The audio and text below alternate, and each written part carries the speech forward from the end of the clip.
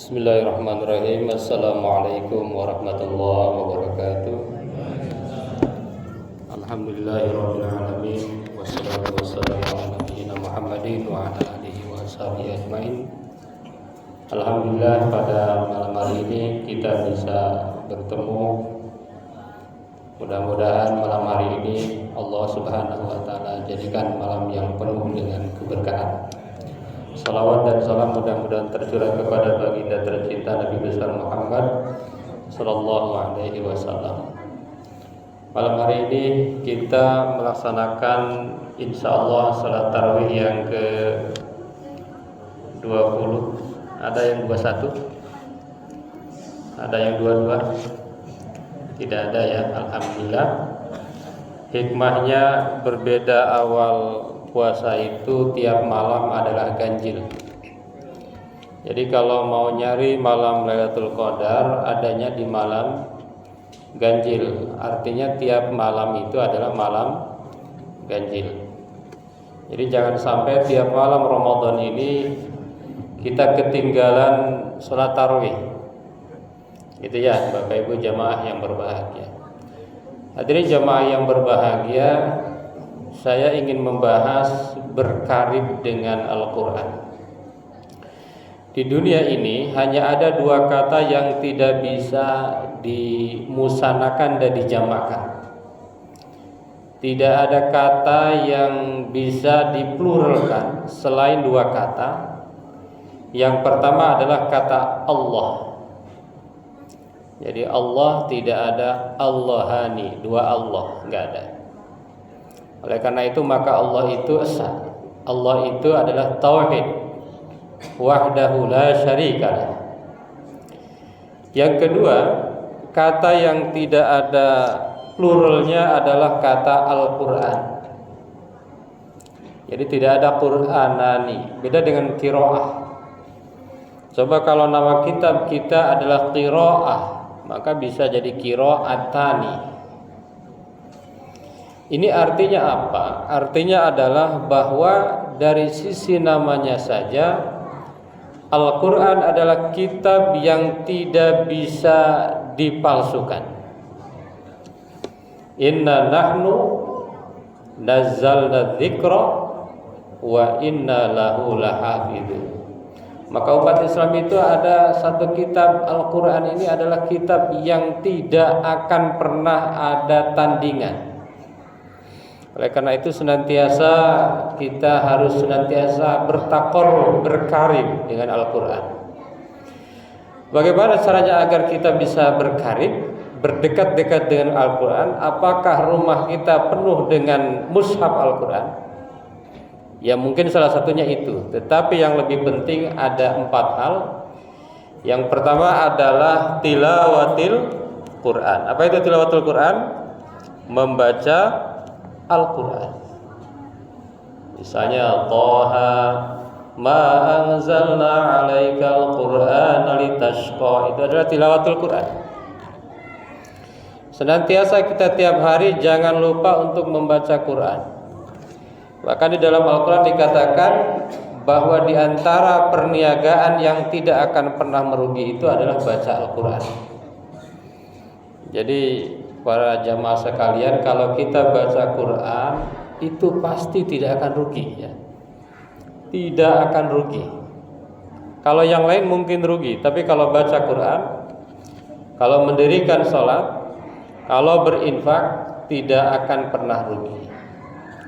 Bahkan ada dalam hadis, meskipun ada yang mengatakan itu hadis dhaif, orang yang membaca Quran itu mereka akan dirindukan oleh surga. Al-jannatu mushtaqatun ila arba'ati nafar talil Quran. Setelah kita baca Al-Quran, apa yang dilakukan? Yang kedua adalah qiraatul Quran. Apa itu qiraatul Quran? Qiraatul Quran itu adalah membaca Al-Quran dalam arti berliterasi dengan Al-Quran. Jadi bukan hanya membaca seperti tadi, membaca dalam makna teknis, membaca dalam sebagaimana dalam hadis, man qara'a harfan minal Qur'ani falahu bi hasanatun wal hasanatu bi asyri amsalihha. Wala aqulu alif lam mim harfun, walakin alif harfun wa lamun harfun wa mimun harfun. Setelah kita membaca Quran tadi, membaca, mengeja dan lain sebagainya, kita pahami Quran, kita renungkan Al-Quran. Lebih hebat lagi, kita analisis berbagai tafsir Quran. Lebih hebat lagi, kita bikin tafsir baru. Tapi jangan tafsir asal tafsir. Kemarin ada di TikTok apa di mana, Al-Qari'ah, katanya ini Kementerian Agama salah terjemah. Al-Qari'ah itu kan qari artinya orang yang membaca. Al-Qari'ah artinya adalah orang perempuan yang membaca. Padahal di situ bukan qari'ah, tapi qari'ah, beda. Itu hati-hati itu. Menyalahkan para ahli padahal dianya nggak ngerti apa-apa. Al-Qari'ah bukan Al-Qari'ah. Beda antara hamzah dengan alif gitu ya. Kalau di bahasa Indonesia memang begitu, antara saya ada, saya ada, itu sama aja artinya kan. Tapi kalau di Arab antara ain dengan alif dengan hamzah itu beda. Antara sin, shin, sod, sa itu beda. Itu ya. Jadi jangan hati-hati ini dalam membaca, memahami. Syukur-syukur bisa sampai menafsirkan, sampai membuat tafsir baru, sampai menemukan hal-hal baru, karena di dalam Al-Quran itu baru sedikit yang terungkap. Wa ma utitum minal ilmi illa qalila. Tidaklah kalian diberikan ilmu itu kecuali sedikit. Itu yang kedua, qiraah. Yang ketiga, ta'lim wa ta'allum. Kita mengajarkan dan belajar tentang Al-Quran. Khairukum man ta'allamal Qur'ana wa 'allamahu. Jadi walaupun kita mungkin kemampuan baca Qur'annya masih belum hebat-hebat banget, terus belajar, terus mengajarkan Al-Quran. Dan yang terakhir adalah al-amal bil Quran. Kita beramal, bertindak sesuai dengan Al-Quran. Kenapa? Karena Quran itu adalah hudal linnas. Quran itu petunjuk. Apakah kalau Quran itu petunjuk, tujuannya ada di dalam Quran? Bisa jadi ada. Tapi yang lebih penting, kalau itu petunjuk, tujuannya bukan di situ. Misalnya kita lihat plang, ini Lebak Bulus, ke sini Ciputat, ke sini Kebayoran Lama. Apakah Kebayoran Lama ada di plang itu? Tentu tidak. Begitu juga dengan Al-Quran. Al-Quran adalah petunjuk, maka langkah terakhirnya adalah kita harus betul-betul melakukan apa yang ditunjukkan oleh Al-Quran. Hadirin jamaah yang berbahagia, berkarib-karib dengan Al-Quran.